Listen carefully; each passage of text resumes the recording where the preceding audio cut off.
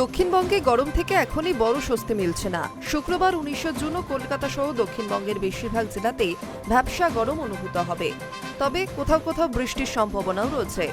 সেই বৃষ্টি গরম কমানোর জন্য যথেষ্ট হবে কিনা তা নিয়ে রয়েছে সংশয়।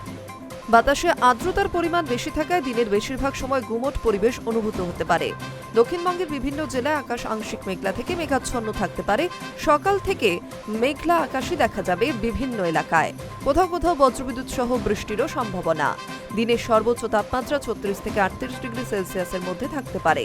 অন্যদিকে সর্বনিম্ন তাপমাত্রা 27 থেকে 28 ডিগ্রি সেলসিয়াসের কাছাকাছি থাকবে। বৃষ্টির সম্ভাবনা থাকলেও গরমের দাপট লক্ষ্য করা যাবে। কলকাতায় গরম ও গুমোট আবহাওয়া জারি থাকবে। সকাল থেকে আকাশে মেঘ দেখা যেতে পারে বলেও জানানো হয়েছে। তবে রোদের প্রভাবও হালকা থাকতে পারে বেলা বাড়তেই। বিকেল বা সন্ধ্যের দিকে শহরের কিছু অংশে হালকা বৃষ্টির সম্ভাবনা রয়েছে। তবে বাতাসে আর্দ্রতার পরিমাণ বেশি থাকায় অস্বস্তি থেকেই যাবে। দিনের সর্বোচ্চ তাপমাত্রা 35 থেকে 36 ডিগ্রি সেলসিয়াসের আশেপাশে থাকতে পারে। ফলে বাইরে বের হলে গরম আরও বেশি অনুভূত হতে পারে। উত্তরবঙ্গের জেলাগুলিতেও আকাশে মেঘের দেখা মিলতে পারে। কিছু এলাকায় হালকা বৃষ্টির সম্ভাবনা রয়েছে। তবে সব জেলায় একসঙ্গে বৃষ্টি হবে না। কোথাও রোদ, কোথাও মেঘলা আকাশ, এমন আবহাওয়াই দেখা যাবে উত্তরবঙ্গে। তাপমাত্রায় বড় কোনো পরিবর্তনের সম্ভাবনা নেই। ফলে অনেক জায়গায় গরম ও আর্দ্রতার প্রভাব বজায় থাকবে।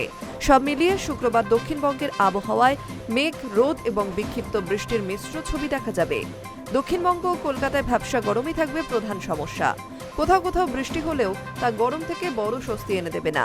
তাই দিনের বেশিরভাগ সময় গরম ও আর্দ্র আবহাওয়ার জন্য প্রস্তুত থাকতেই হবে। Hi news network.